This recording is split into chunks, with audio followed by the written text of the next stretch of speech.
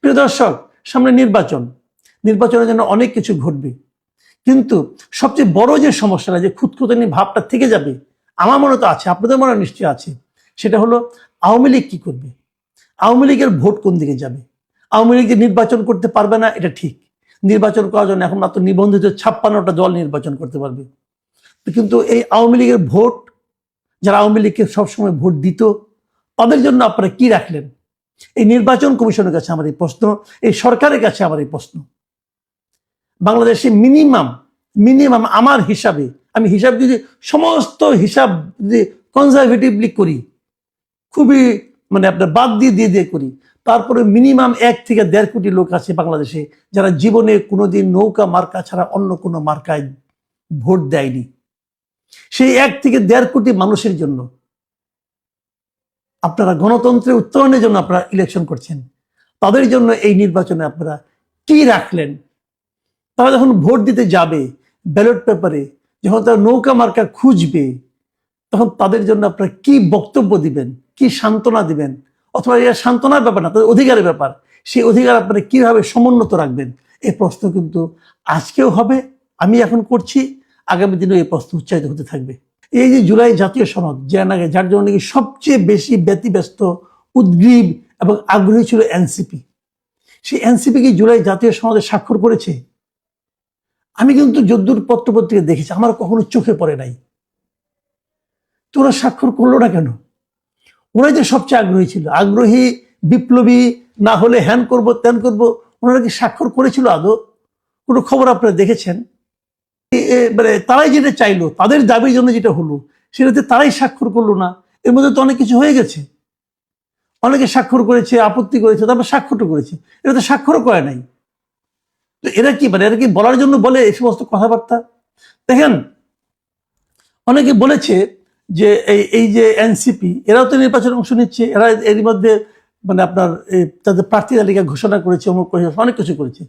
Interesting হলো, তাদের সঙ্গে কি তাদের যে আগের সহযোগী যারা ছিল, দুজন যে আপনার মন্ত্রী উপদেষ্টা হিসেবে ছিল, আসিফ মাহমুদ সজীব ভুঁইয়া এবং মাহফুজ আলম, তারা কি এনসিপির মাধ্যমে নির্বাচনে অংশ নেবে?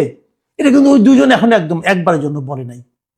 এবং এই নিয়ে দেখলাম যে প্রথম আলো একটা রিপোর্ট করেছে, খুব ইন্টারেস্টিং রিপোর্ট, যে মাহফুজ ও আসিফ কি স্বতন্ত্র প্রার্থী হচ্ছেন নাকি কোনো দলে যাচ্ছেন? এই প্রশ্নটা কিন্তু প্রথম আলো একটা রিপোর্ট করেছে, ইন্টারেস্টিং রিপোর্ট। আমি রিপোর্টটা পড়ে দেখলাম, দেখা গেল যে এরা এনসিপির সঙ্গে বোধহয় যাচ্ছেন না, এনসিপির সঙ্গে নাকি এদের সম্পর্কে জানি একটু খারাপ হয়ে গেছে। যে খারাপটা কেন হলো ভাবুন একটা জিনিস, তারা দুজনে নাকি এনসিপির ব্যাপারে আর আগ্রহী না, তারা এখন কেউ বিএনপিতে যেতে চায় দুজনই, কিন্তু তাদেরকে বিএনপি নাকি নিতে চায় না। বিএনপিতে যেতে না পেরে আসিফ মাহমুদ নাকি গণ অধিকার পরিষদের সাথে যোগাযোগ করছে এবং গণ অধিকার পরিষদের সাথে মিটিংও করেছে, ইয়ের পরে, পদ থেকে পরে এবং আগে। গণ অধিকার পরিষদ থেকে তাদেরকে ব্যাপারে ইন্টারেস্টেড, ঠিক আছে, তাহলে তো আমরা আসো আমাদের সঙ্গে। তার যারা একসঙ্গে আন্দোলন করলো এবং আন্দোলনের মুখ হিসেবে যারা ছিল সামনে, তারাই 2 ভাগ হয়ে গেল কেন? কেবল ক্ষমতায় যেতে পারা না পারা নিয়ে। আমার কাছে কালকে নাহিদ ইসলামের একটা কথা খুব ভালো লাগছে, তিনি বলেছেন যে এইবার কতগুলি এমপি পাবো না পাবো এটা আমাদের দেখার ব্যাপার না, আমাদের দল নিয়ে আমরা আরো আগের দিকে যেতে চাই। আমার সঙ্গে তারা একবার দেখা হয়েছিল, কথা হয়েছিল, সেখানে তাকে আমি একটা কথাই বলেছিলাম যে আপনারা এই নির্বাচনের কথা ভুলে যান, একটা দল এত তাড়াতাড়ি ক্ষমতায় যাওয়ার দরকার নাই, আপনারা আগামী নির্বাচন নিয়ে ভাবেন এবং সেই সঙ্গে নতুন রাজনীতির কথা ভাবেন, এবং নতুন রাজনীতির কথা আপনাদের পক্ষেই ভাবা সম্ভব, অন্য কোনো দলের পক্ষে না। কারণ আওয়ামী লীগ বিএনপি দীর্ঘদিনের একটা পলিটিক্যাল পার্টি, অর্থাৎ জামাত দীর্ঘদিনের একটা পলিটিক্যাল পার্টি, জাতীয় পার্টি অনেক দিনের পলিটিক্যাল পার্টি, তারা কিন্তু তাদের ওই আদর্শ থেকে চেঞ্জ করতে পারবে না। আপনার নতুন একটা পার্টি, আপনার একটা নতুন রাজনীতি নিয়ে মানুষের সামনে আসেন এবং পারলে আপনিই পারবেন। সেটা সম্ভব কখন? তাড়াহুড়া করা দরকার নাই, আগামী নির্বাচনের কথা ভাবেন এবং সেই অনুযায়ী নিজেদের দলটাকে সংগঠিত করেন।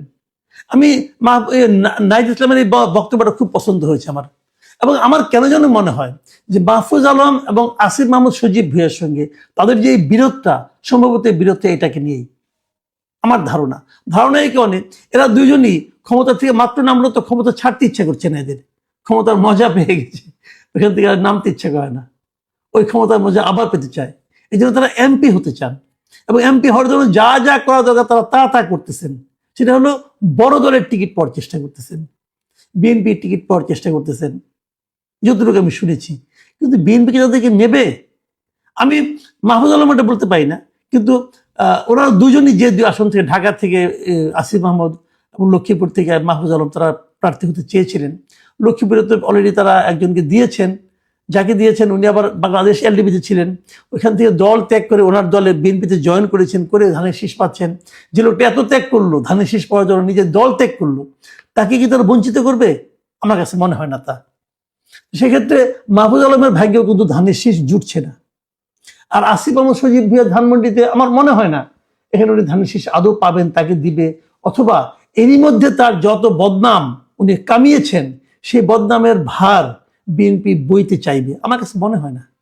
যদি এখানে উনি এই নমিনেশন না পান, তাহলে উনি কিভাবে ইলেকশন করবেন? স্বতন্ত্র করবেন? স্বতন্ত্র করলে ভালো, বাংলাদেশে তো অনেকে স্বতন্ত্র ইলেকশন করে, উনিও করুন।